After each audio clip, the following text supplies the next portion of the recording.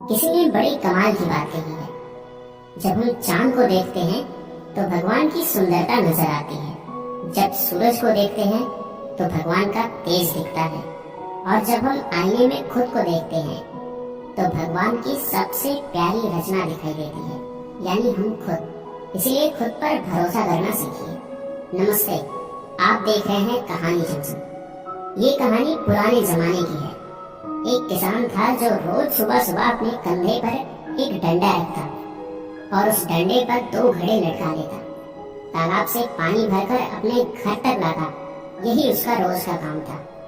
अब बात ये थी कि वो दोनों घड़े काफी पुराने हो चुके थे और उनमें से एक घड़ा फूट गया था। जब किसान पानी भरता तो उस फूटे घड़े में से पानी रिसने लगता।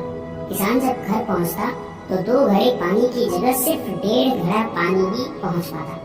जो घड़ा सही था उसे इस बात पर बहुत घमंड था। वो अक्सर उस फूटे घड़े को चढ़ाता रहता। देखो, मैं तो किसान का पूरा काम करता हूँ, उसकी मेहनत जाया नहीं जाने देता। और एक तुम हो जो किसी काम के नहीं है। किसान को जब सच का पता चल जाएगा तो तुम्हें फेंक देगा और नया घड़ा ले आएगा। ये बातें सुनकर फूटा घड़ा बहुत दुखी रहने लगा। उसे लगता बेचारा किसान इतनी मेहनत करता है, लेकिन मेरी वजह से उसका आधा पानी रास्ते में ही बर्बाद हो जाता है। आखिर मैं किस काम का हूँ।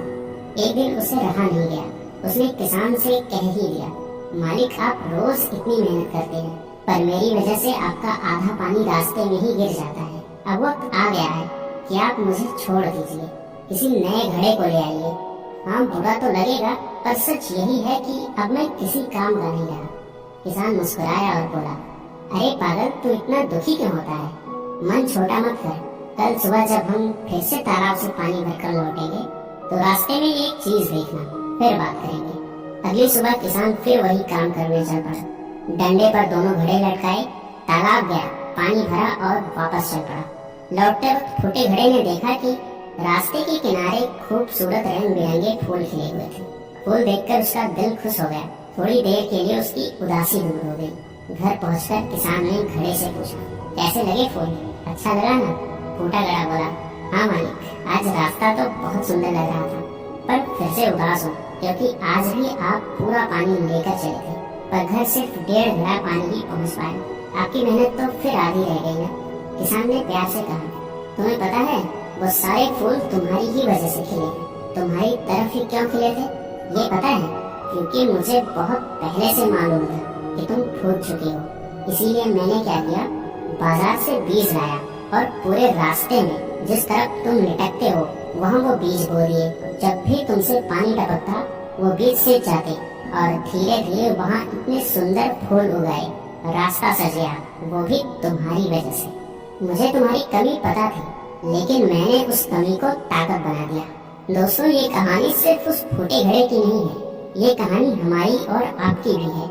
इस दुनिया में कोई भी परफेक्ट नहीं होता, कमियां सब में होती है। लेकिन अगर हम अपनी कमियों पर काम करें और उन्हें अपनी ताकत बना लें तो हमारी कीमत सही घड़े से भी कहीं ज्यादा हो सकती है।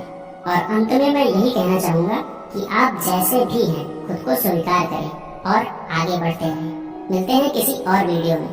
कहानी पूरा सुनने के लिए बहुत बहुत धन्यवाद। अगर आपको कहानी अच्छी लगी है तो आप इस वीडियो को लाइक कर सकते हैं और हमारी फैमिली का हिस्सा बनने के लिए चैनल को सब्सक्राइब कर लीजिए।